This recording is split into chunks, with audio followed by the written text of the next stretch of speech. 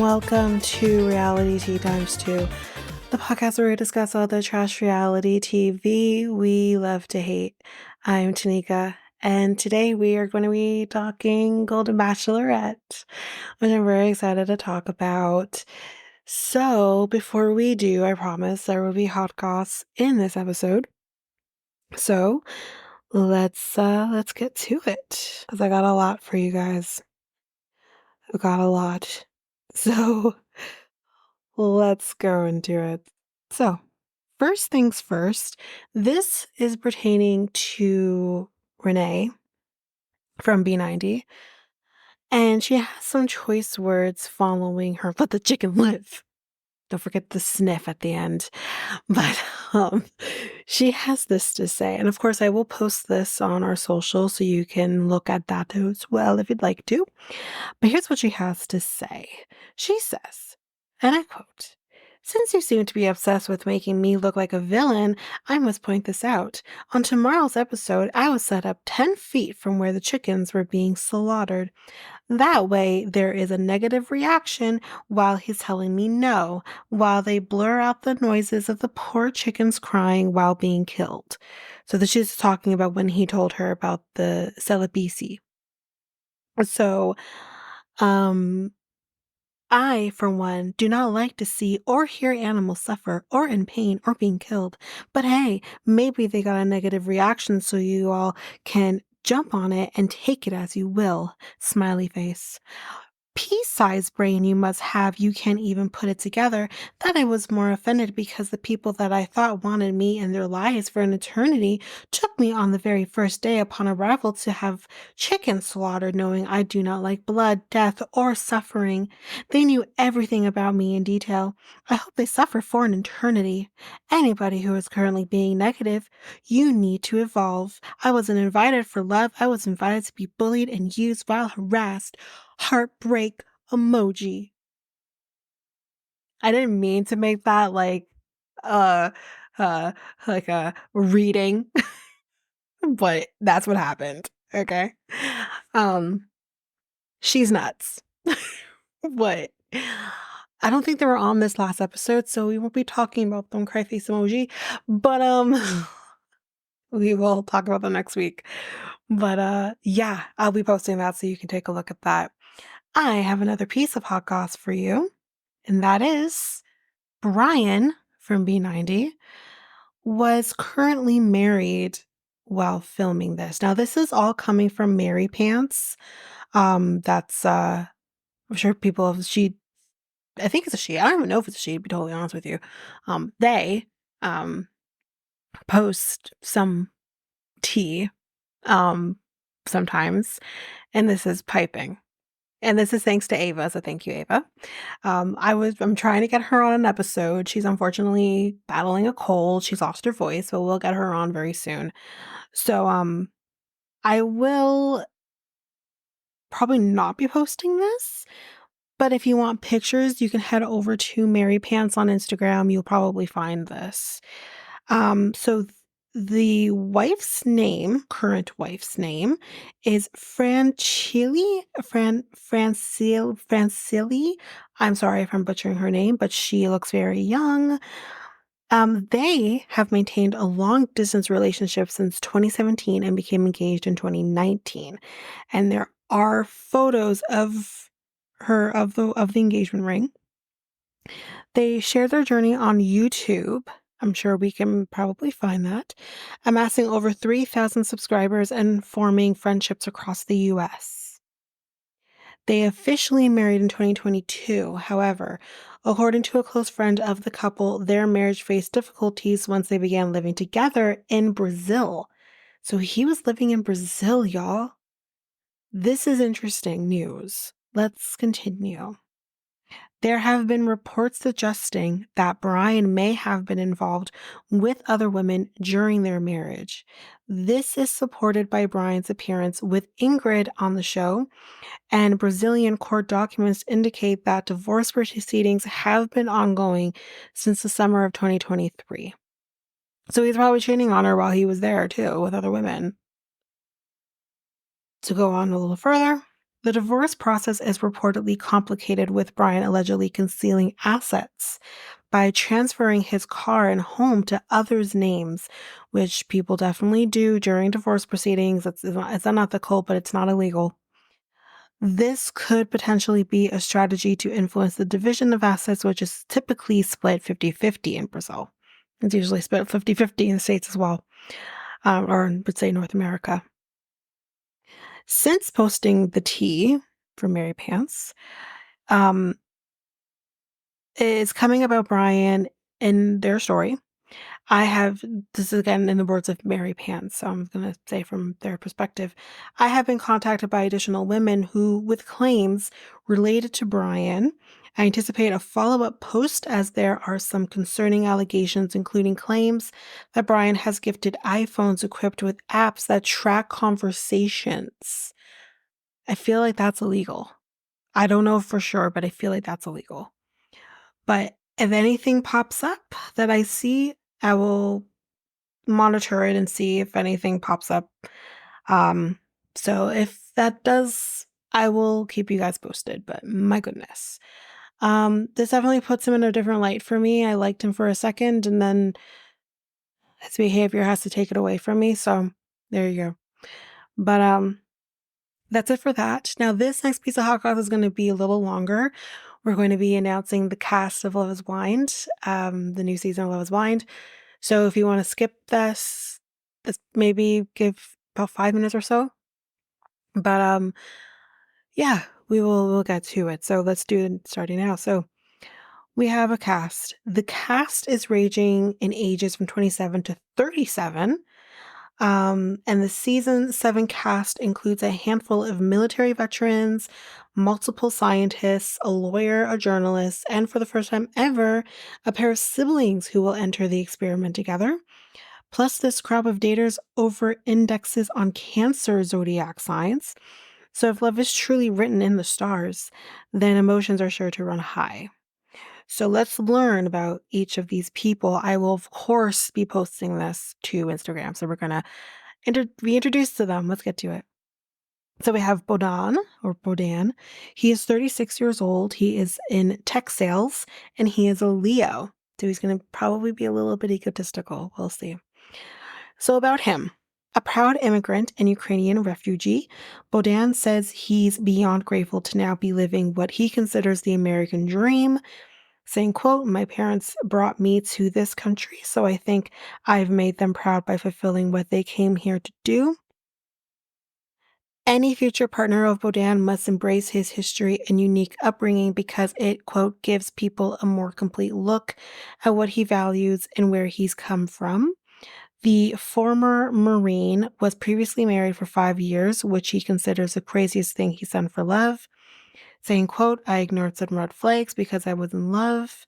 Since then, Bodan has become crystal clear about what he's searching for, thanks to the power of time and therapy. But picky eaters need not apply. Quote, "If you're just eating chicken nuggets all day and not open to trying other foods, then I don't want it," is what he has to say. So that's him. Next, we're going through all the men first, by the way. That's the order that this was posted. Next, we have David, who's 29 years old. He is a project manager, and he is, like me, a Taurus. So, about him, for the past 6 years, former Navy officer David has been feeling a bit, well, at sea when it comes to dating, saying, quote, "I've constantly been away, and even then, I've been close to proposing only to fall short because of the logistical difficulties of long distance. Now that David has hung up his sailor's cap, he's settled back on land in a new city and ready to be both physically and emotionally available for love. Quote, "I want to find my person, delete the dating apps, and just start living my life with the love of my life. But any future partner who wants to get serious with David must respect the number one woman in his life. The key to my heart is a woman who can get my mother's definite approval." He is a mama's boy. I mean, I don't know, maybe he's not, but I don't know, it's giving me air of that. We'll see, though. Next, we have Garrett, who's 33, who is a quantum physicist. He's smart, I hope. He too, like me, is a Taurus. So about him, the only real catch Garrett reeled in over the past few years came from the water during his weekend spearfishing adventures. Quote, I have not had any luck on the dating scene. I've worked myself into this corner where I don't put any effort to meet women. Now he's casting a wider net to prioritize his love life after realizing a long-term relationship is what he's really after. As a driven quantum scientist, Garrett is used to leading with his head, but he's ready to dive heart first into the experiment. If an outdoorsy, confident, and down-to-earth woman is waiting on the other side of the pods, he'll get down on one knee and propose sight unseen. Next, we have Jason, who is 30 years old. He is a loan officer, and he is a Pisces. So heading into the experiment, Jason isn't sure if he's ever truly been in love before, and that's a problem at 30 years old. And it's not for lack of trying, as he admits to, quote, wasting time on the wrong girls. He knew he'd never marry. Quote, I've been very timid and not entirely put myself out there. But now that Jason is in his 30s, he's developed a sincere longing to find a soulmate with whom he can start a family and make his mom happy in the process. As for what he's looking for, somewhat proper and definitely intellectual women who appreciate the stable life Jason's built for himself, including a booming rental business, will fit the bill. But Jason knows he's going to have to put work aside sometimes for the right person and respond to their texts from time to time. Quote, my worst habit is being a terrible texter. I'm not great at communicating when I'm busy. Uh-oh. We have Leo, not the zodiac sign. He is 31, he is an art dealer, and he is an Aries. So about him. Successful and sophisticated Leo spends his days running his family's growing art dealing business. But when he clocks out of work, Leo likes to get in touch with his spiritual side. Quote, I'm really into yoga and meditating. I have a real crunchy part to me, which people can't often see day to day. His ideal partner would vibe on the same level. If she happens to laugh at his goofy jokes, even better. Leo tends to gravitate toward girly girls in real life, but he's leaving his usual type behind to let the experiment work its magic. In fact, he'll do just about anything to break the cycle of bars, dating apps, and superficial dates he's been stuck in to find someone who values a meaningful connection. Next, we have Nick D., who's 29, a real estate agent, and an Aquarius. About him, former All-American college football player Nick retired his cleats when his dreams of playing in the NFL came to an end. But after building a stable real estate career and investing in his own happiness, he's set his eyes on a new goal. I'm the perfect version of myself right now, and the next step in this journey is to find the perfect wife. While Nick isn't attracted to any particular type of women physically, ambition and confidence are major turn-ons because his ideal partner won't need him to feel complete. Saying, quote, I don't want someone who's going to latch onto me and ride my wave. I want someone who's going to provide value to my life, and I want to do the same for them. Next, we got Nick P., who is 31 and a commercial real estate brokerage, and he is a Sagittarius. Uh-oh. About him. Proud dad, Nick is a hopeless romantic who's looking to switch up his dating strategy to find a future wife in the pods. Quote, I've only formed deep connections with women who've checked off the physical box. I've been looking for the one through the wrong lens. Now he wants to be emotionally fulfilled in a long-lasting relationship with a woman who will fully embrace him and his 9-year-old. He's my why, Nick says about his child. Every step he takes, every breath he takes, every step he takes, every amount he grows in any fashion, I am completely tickled. And if all else fails, he'll just tap into the force to guide him through the experiment's highs and lows. I'm a huge Star Wars guy. People hate, but it's the best movie series ever. I beg to differ. That's Harry Potter. But anyways. Next, we got Perry, who is 31. He's a realtor, and he's a Libra.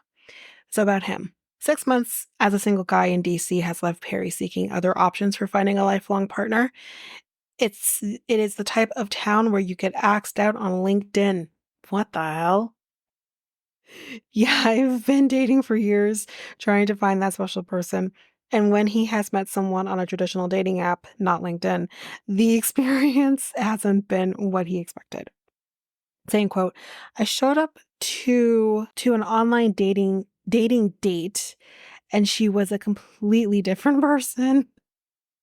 Shit. um, I just went on with it and we had a nice time. I didn't ever call out the elephant in the room. I like him. He's funny. But nothing, not even a catfish will stop Barry's pursuit of love, as he has always dreamed of getting married and starting his own family. And whoever locks down Perry in the pods can look forward to a lifetime of breakfast treats.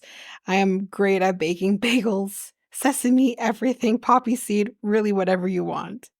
Great. Next, we have Ramses. He is 35. He is a program associate at Justice Reform nonprofit, and he is a Cancer. So about him, Ramses hasn't felt fully understood by his past partners.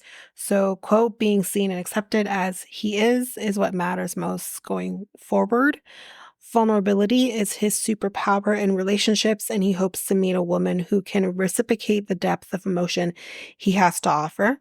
In the pods, someone who practices empathy will immediately grab his attention, and if so, he'll be all ears as he counts listening as one of his best qualities. Plus, Ramses has plenty of experience with love as he's previously been married. Saying, quote, my first marriage came to an end because ultimately we just grew in different directions and it was what was best for both of us. 4 years later, he's now healed from the divorce and entering into the experiment with an even clearer understanding of the woman with whom he wants to spend his life. Next, we have Raymond, who is 33. He's a consultant, a Sagittarius as well. And a little bit about him. Since graduating college, self-made military man Ray hasn't stayed at the same address for more than a year. But after planting roots in DC, he's done with long-distance relationships. Now Ray is searching for a lifelong partner who can appreciate all sides of his personality. Quote, I just want people to know that I'm a complex human being. I love that I'm multiracial, so it's kind of hard to put a tab on me. In addition to his military service, Ray has also picked up degrees from Oxford and Yale. As a military man, I can be shoved into a box, but actually, what really helped me through that experience was being really big into musical theater in my childhood. Stage presence translates to command presence. Dance choreography translates to marching in step, and stage makeup into camouflage face paint. Interesting. Then we have Stephen, Step Hen. That's how it's spelled.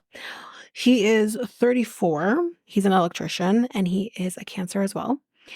So a little bit about him. Fun, outgoing Stephen knows all about keeping the spark alive as a professional electrician. But when it comes to love, he hasn't been able to make it work past the 2-year mark, leaving him eager to find a long-lasting partnership in the pods. The former Marine says he refuses to settle because he understands his worth after spending the past year learning how to be the best version of himself. And he expects the same from his future wife as he's looking for an emotionally intelligent woman to match his energy. My type is a woman who wants you but doesn't need you. Exhausted by the appearance-driven DC dating scene, Stephen is now on the hunt to connect over laughs and, if he had his way, a Lord of the Rings movie marathon. Oh, okay. So we have Tamar, who's a man. We're still men. He is 33. He is a video editor and animator. And like me, he is a Taurus. So Tamar is looking to break his single forever mindset after writing solo for the last 5 years. When it comes to relationships, Tamar always seems to find the right one at the worst time, leaving him curious about less conventional dating options. In fact, he even took part in a Love is Blind inspired singles event for people in his hometown of Baltimore. Quote, in the end, I didn't match with anybody, but I actually gained a good number of friendships out of it. Heading into the pods, Tamar is looking to avoid past mistakes and connect with an independent woman who can easily integrate into his friend group. He's not big on drama queens or vegans. No vegans. What?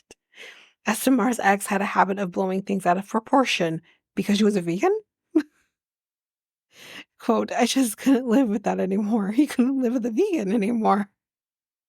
I like to be as drama free and vegan free in my life as possible. Oh, God. Okay. Then we have Tim, who is cute, y'all. He's 33. He is a web content strategist and he is a Virgo. So a little about him. Tim, a self-proclaimed old soul, has been set on marriage from a young age, but among his group of friends, his pursuit of love has become something of a running joke, as they've been waiting not so patiently for him to find his person. Quote, my friends have always joked that my dating life has been like a reality show. They're like, oh, Tim's dating someone else this year. But he won't rest until he finds his soulmate, as Tim believes family and marriage are the most important things one can do in their lifetime. Tim believes none of his past partners have been able to fully understand him, so he's looking to break the streak with a confident and graceful Black woman. Yes, who appreciates direct communication. I love that. My exes would describe me as a clear and transparent to a fault. I will not tell you a beautiful lie, even if you want me to. Okay. Then we have Tyler, who is 34, an account manager, and he is a Libra. And about him, make tender-hearted Tyler laugh so you'll have his love forever, as this former military man has a habit of dating jokesters. But he's ready to get serious about dating after looking for the one in all the wrong places. Okay, especially within the status-obsessed DC dating scene.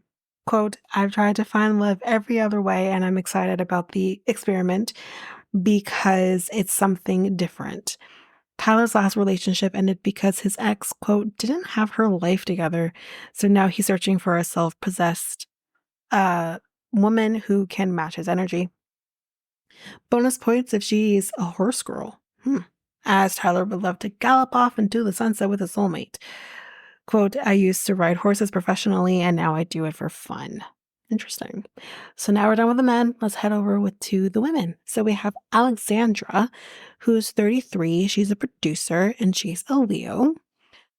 And about her, sure, Alexandra would love a diamond on her finger, but she's already got some precious metal of her own. Saying, quote, my heart is made of gold. Okay. She's like, I can get along with literally anyone, and I'm really easy to talk to. Unfortunately, her exes haven't exactly handled her heart with care, as both of her longest relationships have ended quite dramatically. One ex wasn't upfront about his sexual orientation and another was unfaithful. Oh my God, he was gay. Holy shit. Holy shit. I know how I laugh because I know how that feels. I've been in that position as well. Oh shit. Okay. Quote, in the past I have been attracted to what was good for me and uh and didn't have any boundaries. Ultimately, I dated people who didn't care about my well-being.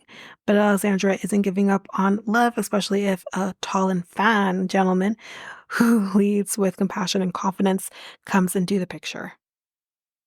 Then we have Allie, who is 31. She's a master esthetician. She is a Pisces, and a little bit about her. So Allie is attracted to tall teddy bear men with southern charm. That sounds like Tamar. I think that's kind of sounds like her type. You'll see when you see what they look like. But somehow ends up dating short, bald men. So she's given up on defining her usual type. But no matter what a guy looks like, he'll go far with Allie if he leads with empathy and his communication skills are on point. After letting far too many situationships run past their expiration date, this beauty and skincare expert isn't clogging up her feed with any more men who aren't willing to commit. Quote, I've yet to find the one because I've settled for less than I know I deserve now. Allie is proud to come from an extremely diverse family, so she's attracted to guys who are all about cultural exploration and who enjoy eating different types of food. Oh, and if she can't find a fellow Potterhead to spend the rest of her days with, that would be nice too. Yes! She's my people. Then we have Ashley A, who's 32, marketing director, and she's an Aquarius. Ashley is a true ride or die for the people in her life, and she's just looking for a man to do the same. Saying, quote, I haven't found someone who protects my heart the way they protect their own. In past relationships, honesty and communication have been in short supply, leading Ashley to go through one former partner's phone. But now she's done playing games with love and wants to open her heart for a faith-driven guy who both appreciates her sense of humor and quiets her anxieties. The key to my heart is being able to be soft with a man who I can trust with my heart. And if he wouldn't mind joining her on a home goods run from time to time, that just might seal the deal. Then we have Ashley W., who's 32, health and wellness educator. She is a Cancer. And about her, Ashley has two sides to her. The really girly girl who loves glamming it up in her inner tomboy. Quote, I like to get down and dirty and play a lot of sports. You might think I'm prissy, but I'm very adventurous. This dedicated middle school teacher is searching for an athletic, compassionate, and well-groomed partner to accept every part of her, and if she can pay the bills. Oh, and if he can pay the bills, even better. Okay. In a past relationship, Ashley footed all of the expenses, saying, quote, he didn't have a car, a place to stay, or a good job, so I provided pretty much everything, but I was okay with it because I loved him. After a journey of self-acceptance during the COVID-19 pandemic, Ashley has finally embraced her confidence and raised her standards. Quote, it took me a long time to find my worth and be at peace with my alone time. Then we have Brittany, who is 33. She's an esthetician. She's also a Cancer. And she says a little bit about her. Brittany regularly collects garbage with her Baltimore-based beach cleanup organization, 10,000 pounds so far. So let's just say she has little to no patience for dating trash men. Amen. Instead, this esthetician and environmentalist is drawn to guys who are just as adventurous as she is, which has even led her to date a rock star. I've had a crazy, crazy life. My exes could describe me as a wild card because my interests change all the time. Brittany has a preference for dating older men, especially if they happen to look like a blonde Viking with long hair. But most importantly, Brittany is seeking a real commitment with a future-oriented partner who appreciates jet setting and stability in equal measure. Then we have Dylan.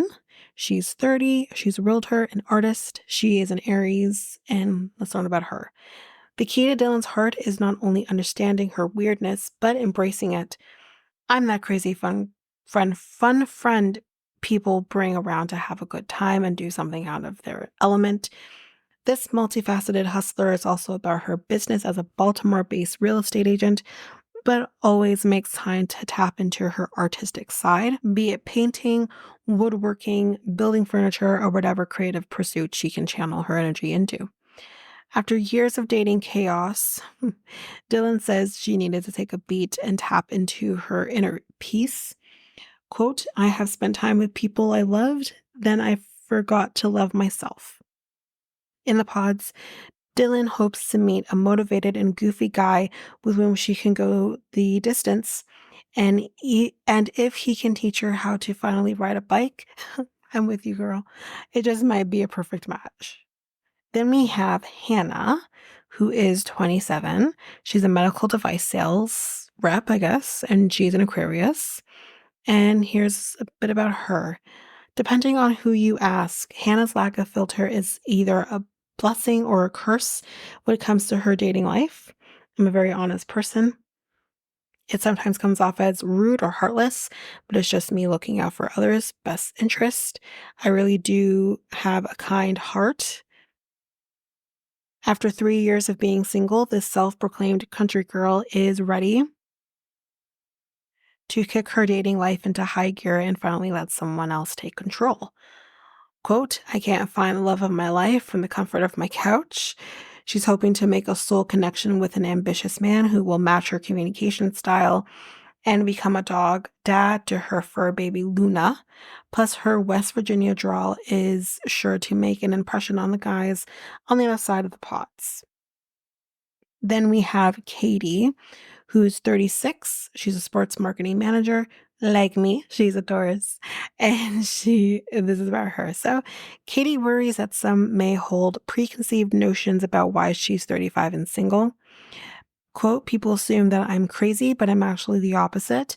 I'm way too cool and let everybody get away with everything. Girl, same. The former college lacrosse player says she's wasted too much time with the wrong person, or the wrong ones, as she has a history of chasing emotionally unavailable men and trying to turn them into the ideal partner. Working in the world of sports hasn't helped either, as she says some believe she comes off as cold or emasculating, though nothing could be further from the truth. I'm a big love bug. I want an alpha man, someone to say that's my girl, and I pick her. I've never had anybody choose me. And if Katie does meet the love of her life in the pods, she'll shout it from the rooftops again and again, as her worst habit is being repetitive. I tell the same story over and over. I feel seen. Yeah. Then we meet Marissa, who's 32. She's a lawyer and she's an Aries. She says, by joining Love is Blind, Marissa is hoping to tug on the invisible string she believes connects her with her future husband. Quote, we are still on our individual journeys, but hopefully he's here. While spending 7 years in the Navy didn't exactly work wonders for her dating life, Marissa has no regrets about her military service. That experience is the thing I'm most proud of. Since then, the recent law school graduate has prioritized her studies over just about everything else, and now she's looking to start a new chapter, hopefully with an intelligent and empathetic partner who doesn't mind her habit of burping out loud. In the past, Marissa says guys have tended to realize way too late they were not ready for a relationship. Men fall in love with my looks and charms, but don't take the time to really get to know me. Then we meet Monica, who is 37. She's a sales exec, and she's Gemini. Scroll through Monica's Instagram, and you might assume she's a complete extrovert who's always at a music festival or on the dance floor. I have a big personality, and I tend to be the life of the party, but I'm also incredibly sensitive. Deep down, all Monica wants is to meet the man of her dreams and start a family, but her love life hasn't exactly gone smoothly in recent years. The craziest thing I've done for love is forgive a cheater. That's why finding someone who makes her feel emotionally safe is a top priority moving forward. And she has a big example to set as a role model for her 4 younger sisters. They're my best friends, and I'm just really proud to be leading our pack. Then we have Morgan, who is 33, a sales team lead, and she's an Aries. There are a few things former pageant queen Morgan wishes more people knew about her. I'm smarter than I look, and I am also extremely kind, open, and honest. The superficiality of modern dating and swiping away on the apps has left Morgan exhausted, as most guys these days can't match her emotional depth. Men aren't willing to do the emotional labor to appreciate what I have to bring to a relationship. I won't settle when my life is so fulfilling at this stage. Her one piece of advice for the opposite sex: go to therapy. Morgan is done accepting the absolute bare minimum in relationships. Men, even the tall and nerdy ones she typically goes for, who aren't ready to be genuine partners on every level, won't get past the first date with Morgan. Then we meet Nina, who is 32. She's a journalist and a Libra. Want to be Nina's lover? Well, then you gotta get with their friends and family, including her younger sister, Tara, who's also entering the experiment. Oh. If someone doesn't fit in seamlessly with them, then it's not going to work. That's it. For the past year, Nina has been healing from the heartbreak of ending a 9-year relationship with her ex-fiance. I'm most proud of the way that I handled that breakup. I've done a lot of work on myself and now I'm killing it in every aspect. I feel amazing. Now that Nina's officially entered what she calls her YOLO era, she's ready to embrace everything Love is Blind has to offer if she can push past her pickiness. But for Nina, what matters most is dating lies in the details. I want someone that remembers the little things that I like or I don't like and considers my feelings. Then we got Tara, who's 29. She is a senior marketing manager and a Virgo. Taking a leap of faith to find love isn't exactly new territory for her. For Tara, who's joining her sister Nina in the pods. From getting axed out by her server during a meal to almost moving to Germany for her ex-boyfriend, this social butterfly is open to all connections, no matter where they come from. Her dating experience, however, hasn't exactly given her confidence in men. My past relationships have always been with someone who's insecure with himself and not in the right place in their life. Plus, she never seems to be on the same page with men about communication. I'm always open to conversation, no matter how hard, but my worst habit is needing to have the last word. Lately, however, Tara describes her dating life as a bit bland, so she's looking to spice it up by letting Love is Blind work its magic. Then we got Taylor, who's 30. She's a clean and energy policy consultant. She's a Pisces. As a scientist working in clean energy, Taylor is more than familiar with experiments, but she's never encountered one quite like Love is Blind. For the past few years, Taylor has been prioritizing almost everything else in her life over dating, focusing on building herself up first before entering into a serious relationship. But she's always longed for a relationship like the one her parents have. Quote, they have been married for 35 years and showcase how to be great partners.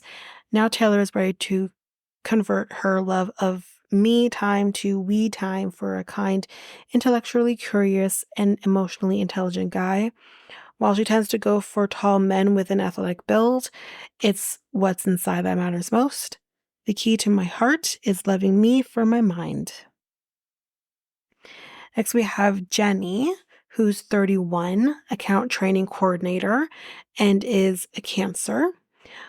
Bubbly and energetic, Jenny is at the end of her rope with the useless and disappointing dating scene in DC. This is my last and final shot. I'm going to have to move after this. All she's ever wanted is to find a nurturing and supportive partner who can reciprocate her energy. Men should put themselves in our shoes and feel how vulnerable it is to date. Women put a lot more effort into it, and men forget that counts. But Jenny doesn't want to date just anyone. She wants to find the one, even if he's taking his sweet time. And if he has effortless swag or sexiness to them, even if they're nerdy, Jenny will definitely want a second date. I'm taking time to find the love of my life. I want it to last forever. And that was our last girl. That was our last cast member. So, of course, this comes out, I think, October 2nd, so next week. So I'm hoping that I can get through the Selling Sunsets before that so we can focus on Love is Blind. So let's now get into the reason that we're here. So let's get into the Golden Bachelorette, Season 1, Episode 1. I want to say here before we get started that I love her dress. I thought she looked absolutely gorgeous during this episode. So we do learn a little more about her husband, John. And this is so sad. They met in 1983. He was 21. She was 20. They had a home full of love. They had, I don't know, 2 or 3 kids, maybe 4. I can't remember.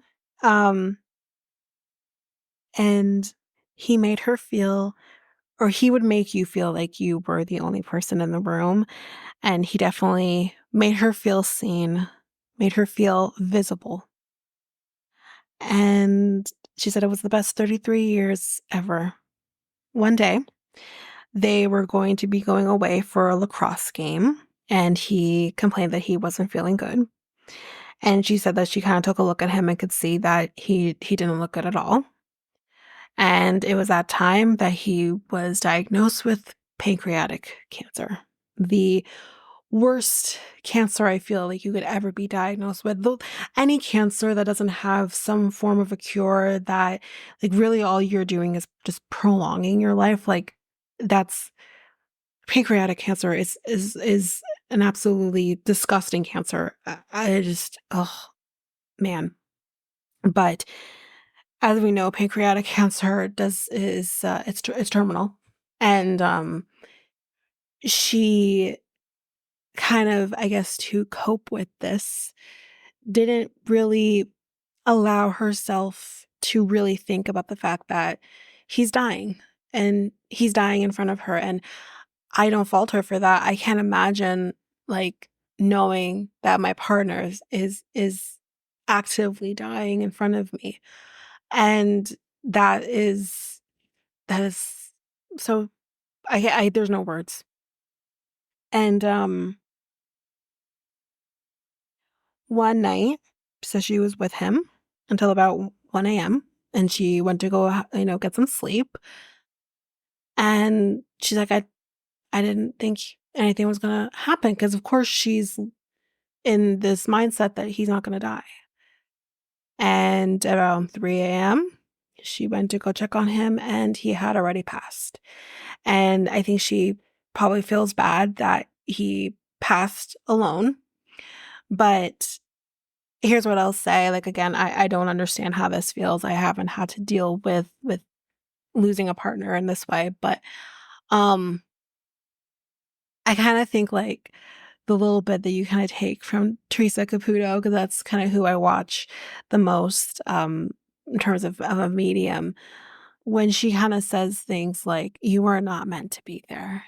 He did not want to, probably go with you there. He probably thought this was the right thing to do, especially because she was kind of in this mindset of, "He's gonna be fine.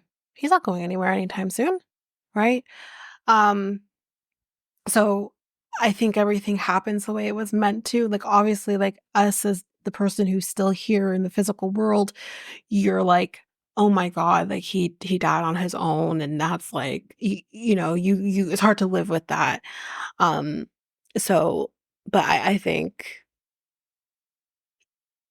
forgiving yourself is probably in order if she hasn't yet. Maybe she has, but, yeah. But she said that kind of the next thought that she had is the fact that their son was living with them at the time, and she had to kind of find a way to break that news to him, and, you know, not wanting to for the mere fact of it becomes real. After he passed, she said that she would see hawks in the area, and she's like, "This is an urban area, you're not gonna see a lot of hawks around," but she would start seeing hawks, and she would think that was him, and we're at his gravesite while she's kind of, probably, saying hi to him, and we're at the gravesite, and all of a sudden, she's like, "Look, there's hawks in the sky, there's 2 hawks flying overhead." Ooh, the chills that I felt when I first watched this, I was like, "Ooh, I'm feeling them now." Like, he's saying, that's kind of his way of being like, I mean, I don't wanna speak for the man, but I would think that's kind of his way of saying, "You got this," you know? Aw, okay. Um, but we're gonna transition into the happiness of her feeling like, and also she said, like, when he passed too, that made her feel invisible. But now she's ready to feel visible again, so she's ready for this. And we switch gears from the really somber song, which is a very beautiful song. I think it's a very beautiful song. But then we switch over to Phil Collins and take, oh, 'cause I remember, take. Okay. I'm not gonna keep singing, but I love Phil Collins, so I'm like, "Yes! Let's do this, Phil Collins." Okay, anyway, but we're now headed to the mansion that we have not seen in, like, a year. "Hey, mansion, we missed you."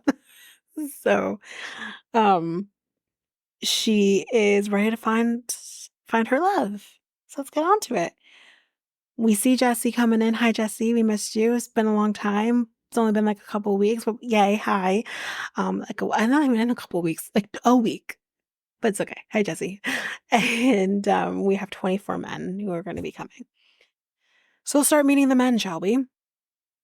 So we have Pascal, who is 69, and he is from Paris. He lives in Chicago currently, and he loves how elegant she is, and she loves the accent, so yay. We got Captain Lee, I mean, Captain Kim.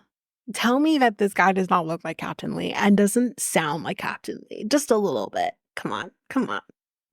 But he is 69 as well. We love a man in uniform, and he is a retired Navy captain. He did that for about 27 years. He tells us that he got divorced in 1998 and was single for some time and got remarried in, and I don't think it's the year that he got remarried. He got remarried to Mary. They were together for 8 years, and then she passed away from cancer as well. Cancer, fuck cancer. Seriously. It has now been 6 years since she's passed, and he is ready for love. Then we meet Chalk, who is 60, and he's like, I heard a rumor that you got a famous like chicken noodle soup. Well, here, I made choco noodle soup. She says it's good. And he says, well, if I get to meet your family, I will make it for them. Okay, I see you, Chalk. Um, so we got a guy in a gold blindfold. His name is Jonathan. He's 61. He says, you saying you feel invisible at our age resonated with him. He lives in Oakland, California. And he kind of learn a little bit about him. And he says that his wife wanted a divorce kind of out of the blue. He wasn't expecting it. And he says, he's a single dad now of two with two kids. They share custody. And his kids look really young. I think he may have started late. I don't know. I'm just speculating. But then we meet Jordan, who's 61. He's kind of awkward initially, but in a cutesy way. He's fine. But he says that he is like her leaving for her daughter, resonated with him because I would leave for my 3 daughters. I see what you're doing here, and I totally get it. But for him to be like, I'd leave for my 3 daughters, it's like, oh, okay. Okay. Like, I think if Joan were to have said that to Gary, he would have let her go night one. That's what I'm saying. But he's sweet. He doesn't mean anything by it. He's sweet. Whatever. Then we kind of meet a few different guys here that we kind of speed past. We meet Michael. I didn't catch his age. We meet, I think his name is Travis? Did I get that right? Anyway, he's 62. We meet Gary, who's 65, who definitely reminds me of my family. And I'll point out why he reminded me of my family a little bit. Not so much the look a little bit too, but like there was something that happened. I'm like, oh, you're my family, aren't you? But he's 65, who is lovely, I have to say. But we meet Greg with 2 G's. He's 60, who works for silver dollars, basically to say, I do nothing. Okay, I'm here for it. We meet Pablo, who's 63. Then we meet Bob, who's 66, who is recording for his kids. He kind of reminds me of, I can't remember his full name, so I'm just going to say he reminds me of the lead guy in Naked Gun. Tell me I'm wrong, please, because he kind of looks like him. He really does. We meet Jack, who's 68, who's coming out here singing some Sinatra. Okay, he did it his way. That's what, right? Then we meet Charles, who is 66. Charles L, who's 66, and who is absolutely lovely. He's such a sweet man. He's so sweet. He has 2 daughters. His wife passed away 6 years ago. They were married for 36 years. She was his first and only love, and he tells her, Charles, he's not in charge. You're in charge. Forever. That's my kind of guy. Yep. So then we meet Guy, who is 66. He's cute. He's a doctor, y'all, in the ER. Okay. He can make a diagnosis with, like, when he smells something, which I didn't see that in action. He just sprayed some cologne and said, "Remember me." That's basically what he did. But, we got a guy with a cane. His name was Charles K. He's 62. He drops the cane. He's like, "No, no, no, no, no. I got it. I got it." And then my guy goes down and does push-ups. Damn. But, yeah. We got Ken, who is 60, from Boston, and he's like, "It's wicked awesome." I can't do the accent right now. And we meet Dan, who's 64, and he's like, "Dang, girl."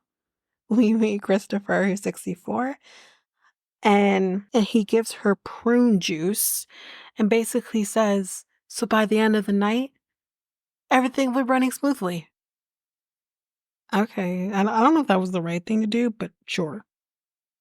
We got RJ, who is 61, I believe, who is 6 foot with, I can't read everything I wrote here. Something about blue eyes, though. That's in there. Then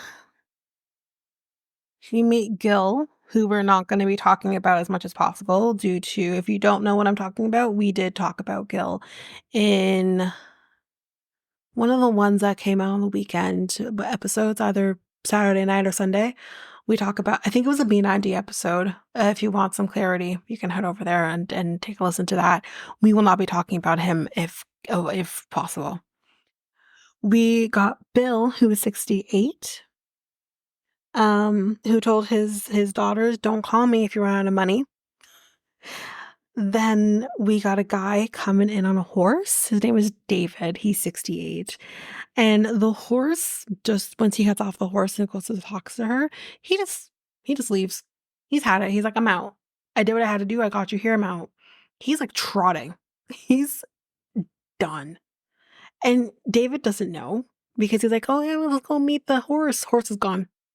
So she didn't get to meet the horse. Anyway, everyone's dying watching this happen too. But then we got a guy in a car.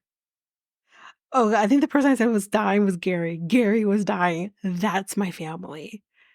My family would be killing themselves in this moment. And Gary's just giggling. And I'm like, "Okay, I think you might be my family." And honestly, my dad's name is also Gary. So I'm just like, listen. But, yeah, but then, yeah, we got a guy who's coming in like like an old car, you know. And when I watched this the first time, both me and my mom were like, "This car."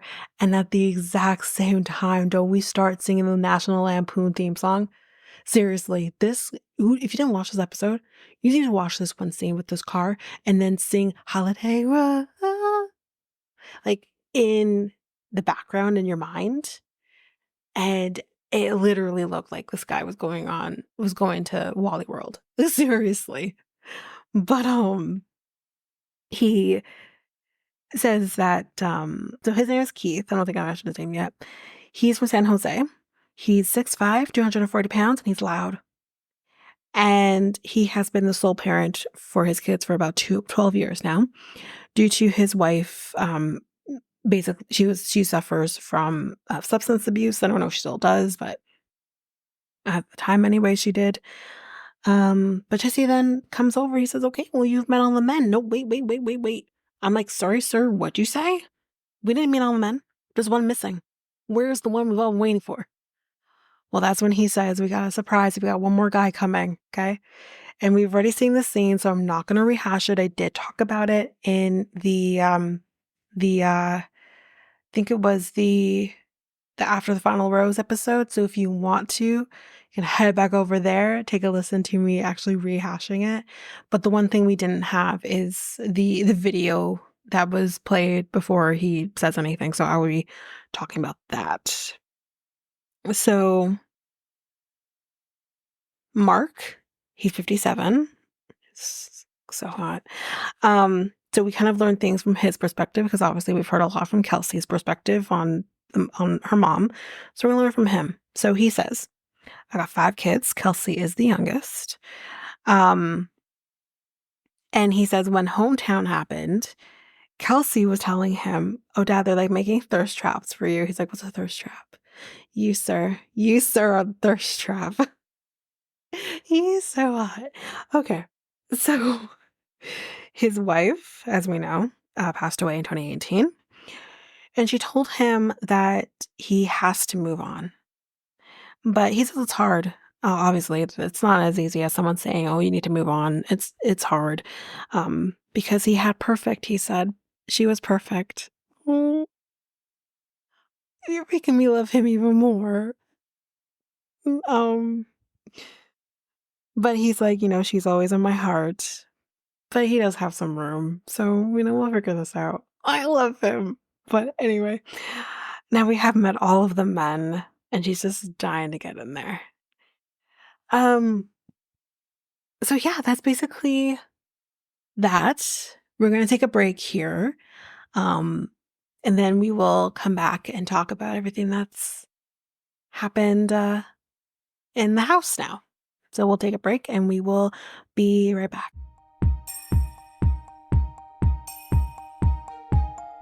Hi, everyone. So I have a new song for you to take a listen to. This song is by Jenna Carter, and the song is called Honey Hips. I did get the song from the Podsafe music directory with the World Podcast Network.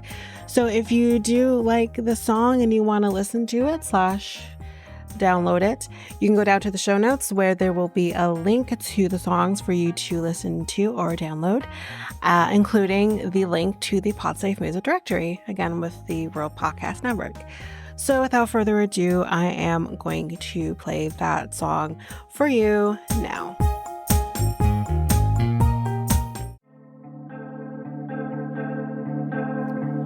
Lose yourself in the moment, captivated what it is, think of living, chase the money, not the dream. Honey hips, won't you sway with me? Honey hips, won't you at least look at me? Look at the way you're moving.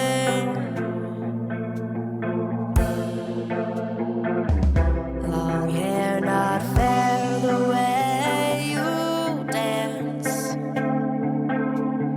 Hands down the back of my spine, this time I want you bad. Honey hips, won't you take me back? Honey hips, won't you kiss me like that? Won't you kiss me like that? Baby, we're not meant to be. Tell me something, baby, are you okay without this? Shame your love.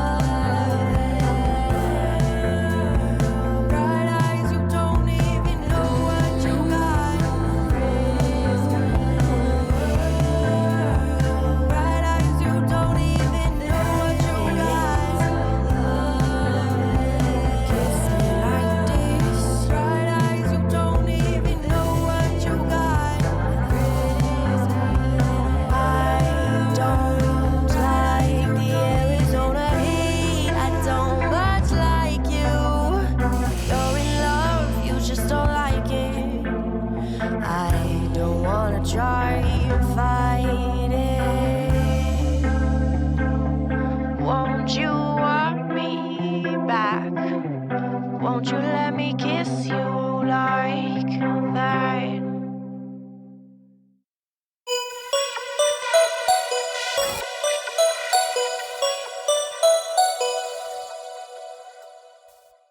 And I am back. So, full disclosure, I'm recording the second half. I think about 3 days later. So, full disclosure. So, yeah, I just want to, before we cut into the second half of this, because I just want to make sure everyone is clear on what's happening. After this episode, you will be getting a Sister Wives episode. And then we will be, I haven't worked on any 90-day episodes yet. But I do have a whole bunch of Selling Sunsets that is probably coming your way. Probably have about 2 episodes of that. So we might throw a Selling Sunset in there, or I might do the B90. We'll see how it goes first, and then we'll do a Selling Sunset, then go back to Toe. So yeah, that's kind of where we're at. I'm hoping I get all the B90, like the 90-day episodes out before the next episode, but we'll see how that goes. And as a scheduling note, we will either way, you will get episodes Monday, Tuesday, and there will be no episodes. But well, there might be episodes coming out, but you might not get any episodes Wednesday, Thursday. It's because I will be in the office, so there won't be episodes being recorded at that point.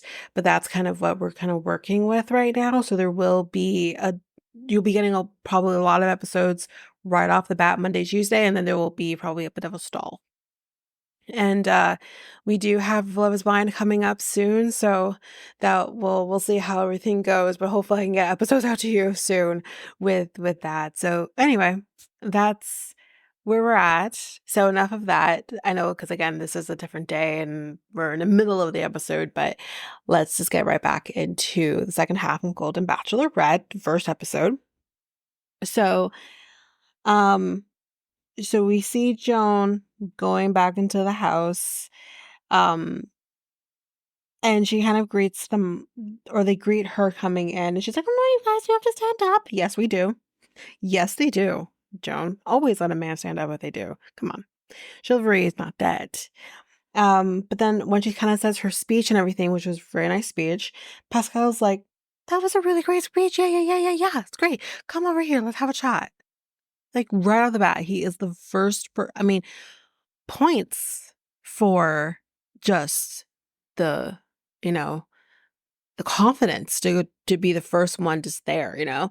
But my God, I don't know. I don't particularly like Pascal. He's not my favorite. That's for sure. But he so we find out a little more about him. He owns a beauty uh parlor, beauty whatever. It's also like a med spa as well, so that's where he's getting his money. He says that he feels comfortable with women, aka I'm a playboy. That's what let's be very real. He has a lot of women on his arm. That's what that means. Not someone that I want sweet Joan to be with. So he says, I drive a nice car. He has a beautiful house. So, he needs a woman to kind of fill all that in. And he moved to Chicago, whatever the hell how he says it. He moved to Chicago when he was 22. And he says that, he's spontaneous. He's like, I say I want to go to Paris for 4 days. She's like, let's do it. She's about it. His son wrote a card for him for Father's Day because, again, this was being, I believe, filmed right around the time of Father's Day. It was filmed in June. So obviously he's not going to be around for Father's Day. So his son wrote him a card for Father's Day. It's very funny. He does promise, though, that he will not have parties at the house. So yeah. And she says that she has been wooed by a French man. And I want to say, Joan, please no. Please no. You're so much better than this. You're so much better than this man. You know what I mean? No. Anyway, Pascal doesn't need to prepare. Why would you ever need to prepare? He just comes ready, He's like, to whoever he was speaking with, I can't remember who it was, but he's like, you might need to. I don't. And I don't like him. Anyways, one person says, any fake hips here? Anything fake? Do you have a fake hip? I have a fake hip. Yeah? Like, I love the show for just the differences with this. So it's like this is I love this show. Anyway, um then she talks to Dan. He explains that his oldest daughter, he adopted her because she didn't have a dad. So he took on that role. And he says that his kids are his worlds. And we definitely can see that a little later. I won't say, yeah, what that was, but um, Greg has got her in like a Hawaiian shirt. They're doing Hawaiian shirts. And we see her also doing like a scooter race with Charles, which was very funny and very cute. Gary talks to her on the phone, like pretending to be on the phone, like in the olden days. And she explains that when she ever wanted to talk to boys on the phone, she'd have to like hide under this desk so that I guess like her parents wouldn't hear her. um, and Jordan, she kind of, well, I don't think she's spoken to Jordan yet, but Jordan is kind of beating himself up about his first impression with her. He thinks that he kind of shit the bed. He talks to her at this point and he apologizes to her for not giving like a great first impression. And he says he feels embarrassed.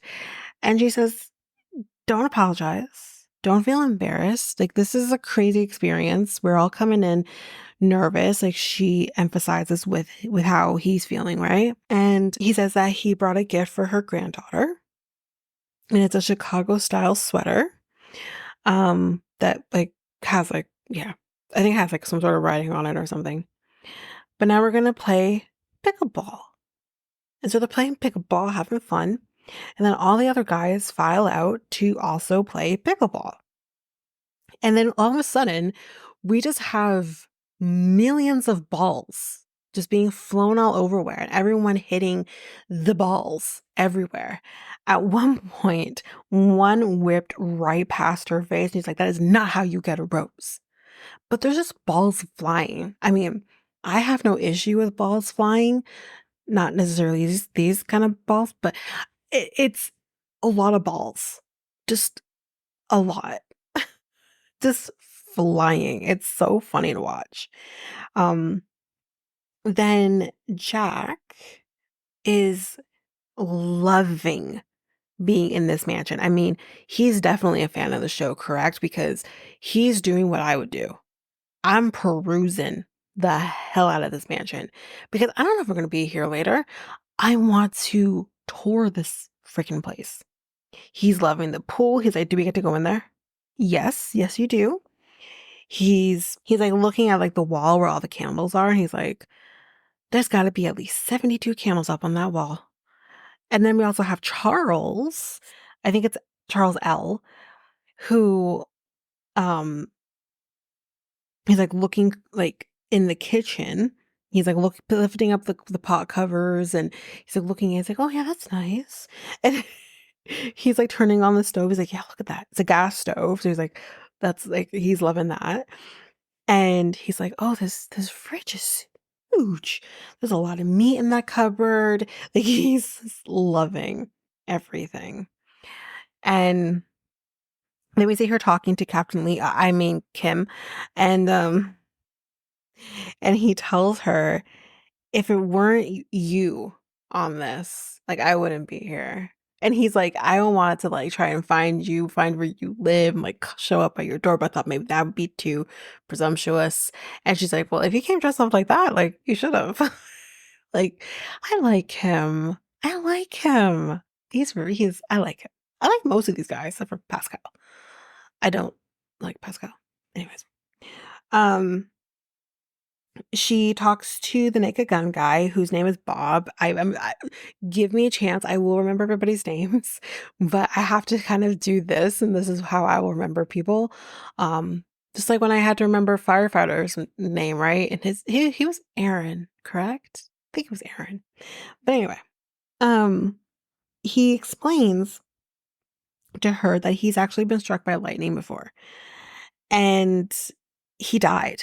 Like, he died from being struck by lightning, which, I mean, duh. I think that's what we can all expect that happens. And they ended up doing CPR on him for 12 minutes. and until they got a pulse from him. Like, I feel like if you're dead for that long, doesn't that have damage to your brain? Like, if you don't have oxygen to your brain for like, I think it's like 6 minutes or something. Not even six. I don't even think it's six. I think it's more like 4. Like, like, that's gonna create damage to your brain. Like, he has to have some sort of form of brain damage. Like, there's just no way. But insane. It's crazy that he's here. He's like, I don't think lightning strikes twice. And I'm like, it can. But like, he has to have PTSD when it's thunderstorming. Like, uh, anyway. So she talks to Mark, our favorite, and she's like, people fell in love with you. Uh-huh. Yeah, I did.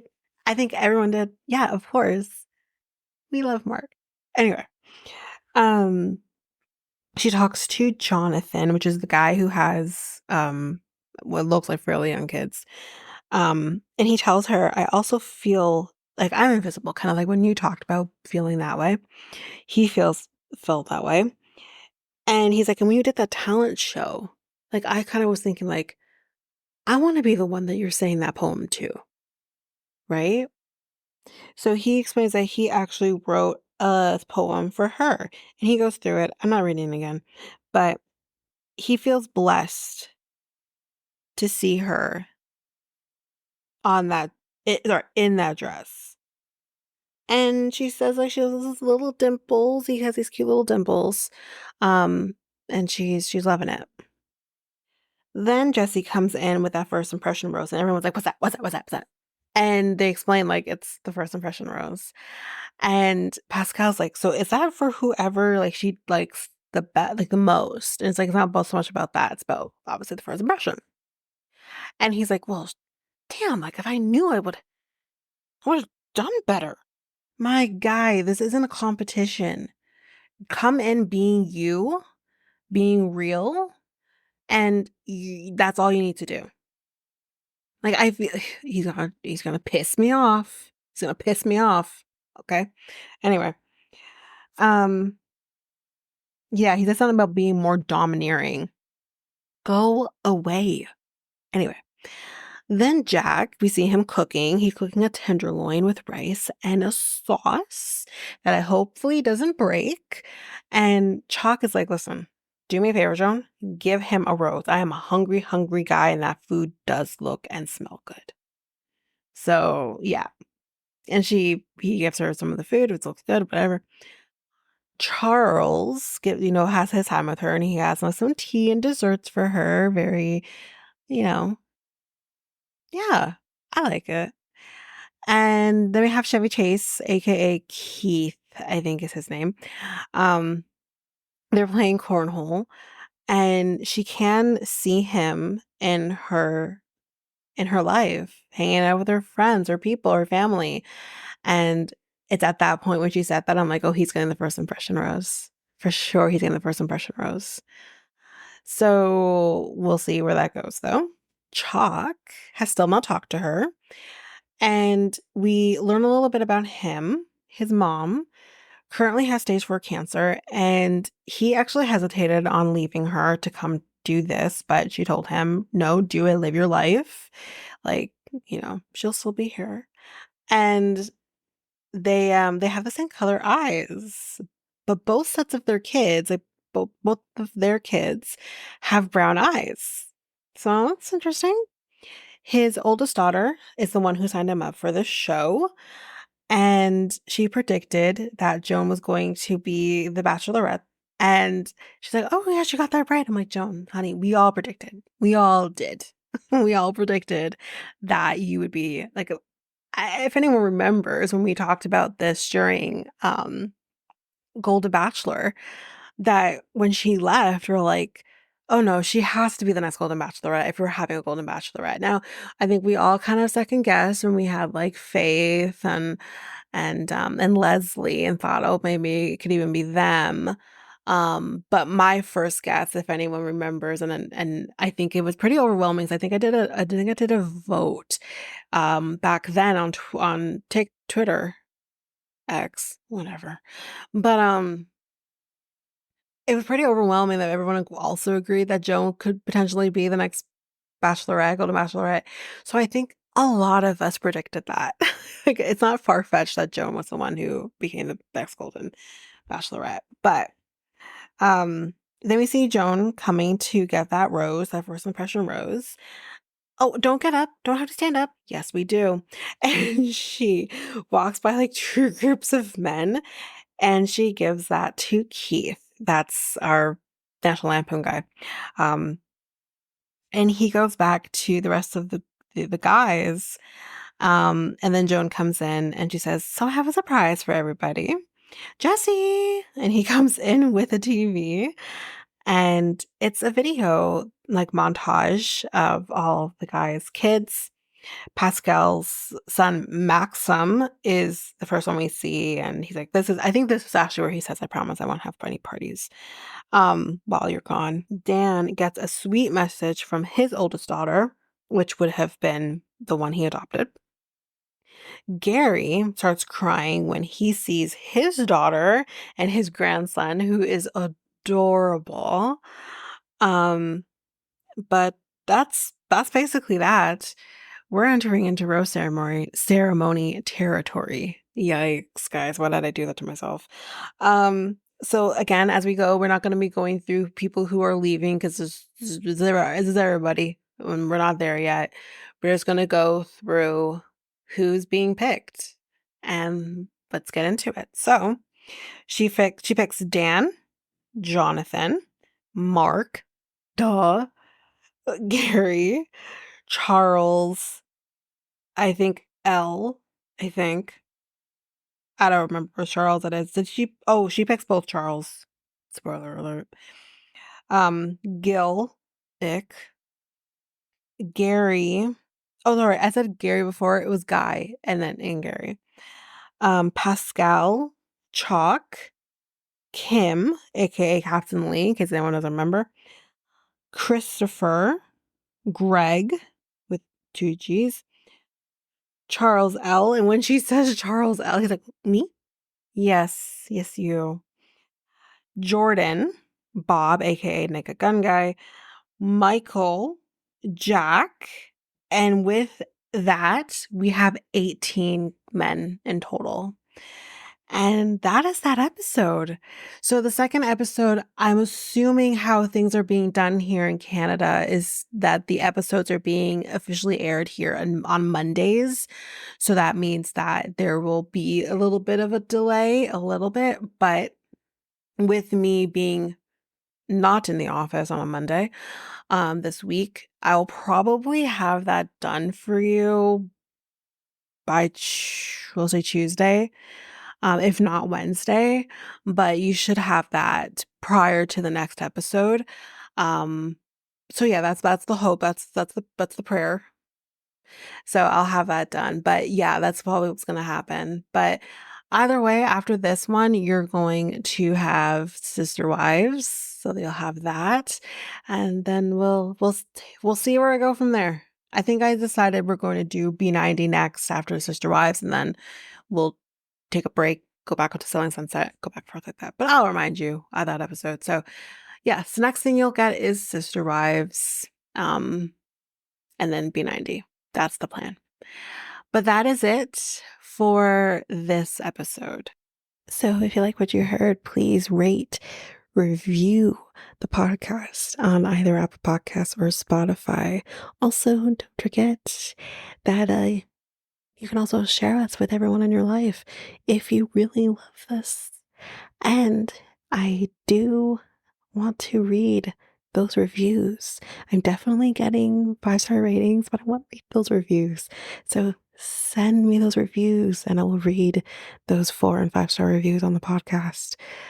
Also, we're on every one of your favorite podcast apps. Every one of them, including you can find us on YouTube at Reality Tea Times2. If you want to connect with us, you can do so by going to either Facebook or Instagram at Reality Tea Times2.